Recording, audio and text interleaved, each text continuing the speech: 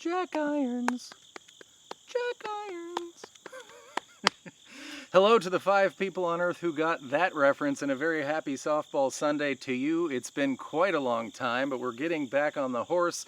There's a reason, and there's a reason I'm seated here on this softball Sunday. We recently moved, and one of the things where I don't know where it is the guitar strap. So, but nevertheless, if you were at Ohana with me, you saw Whale Song, and that is what we are doing today. Pearl Jam Whale Song on this softball Sunday. Here we go. I kind of like this view. Sorry about the lighting. I can't control the sun, and I don't want to be in the sun. Anyhow, the first thing you got to do for Whale Song, as performed by Zach Irons, is the easiest thing ever. All you do is you take a finger, any finger, so long as it's your finger, and put it on the G string, 11th fret. We're going to aspire to strum the D string and the G string for 1 and 2 and 3 and 4 and then this 11 goes down to 10 for the same amount of time. And that's the verse. Easy.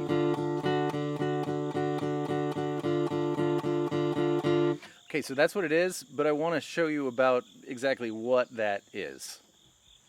All right, so we've got 2 notes here. We've got the D string, which is D, and then we've got whatever the G string 11th fret is. Well, I know the G string 12th fret is G, so 11 must be F sharp, and D plus F sharp equals D. We've got a D, an A, which we are not going to play in Whale Song, another D, and an F sharp. And then when we switch from F sharp to F, that's like playing a D minor. So this would be a fun way to do it. It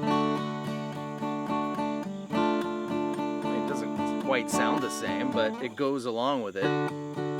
Just wanted to share with you that what we're really playing here is D major and D minor. Now for this chorus section, which is basically anything that isn't the verse or the bridge, which we will get to, but they do punch in for one progression in between verse 1 and 2 with this chorus section when it kind of picks up. But what Zach Irons was doing is the following, and then I'm going to show you another part on the track that's much easier.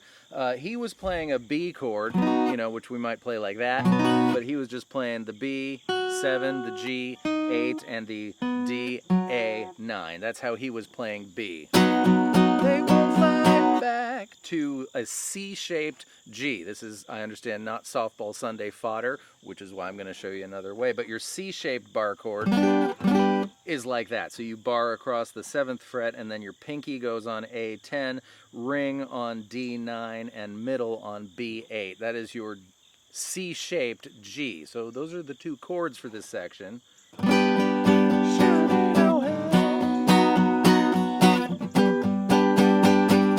But on the studio album, there is just a regular power chord track. So you can play B on the 7th fret of the E string as a power chord, and a G on the 3rd fret.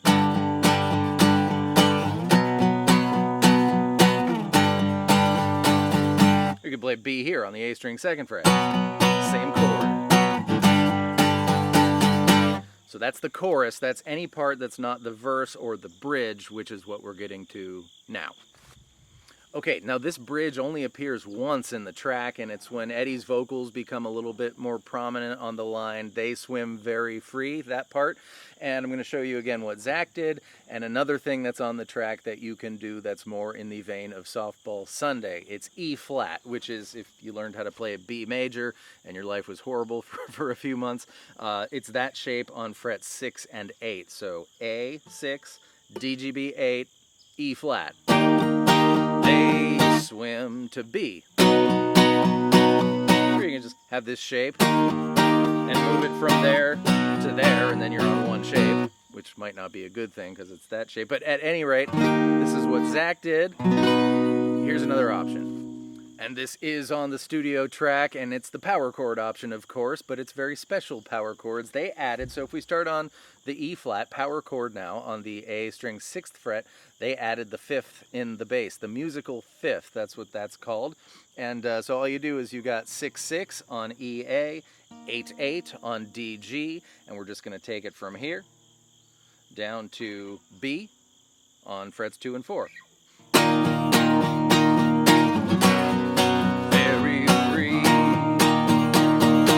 And just mess around, you know, with your earballs. You want to appreciate that low muddiness, sort of, because if I don't do it, that's all good.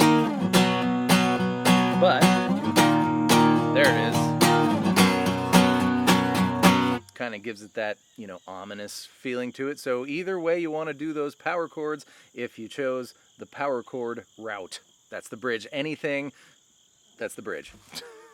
Forgot what I was going to say there. So I want to show you just a little tidbit about this that I think is fascinating. If we take back to the chorus now, which was B and C-shaped G, and if we only use like 4 strings, this is our B, and this is our C-shaped G, and then you realize that they won't fight back. That little progression is exactly the same as that. I love it when you find those little repeats, you know, because artists kind of have things they like, and so does Pearl Jam, and there's that.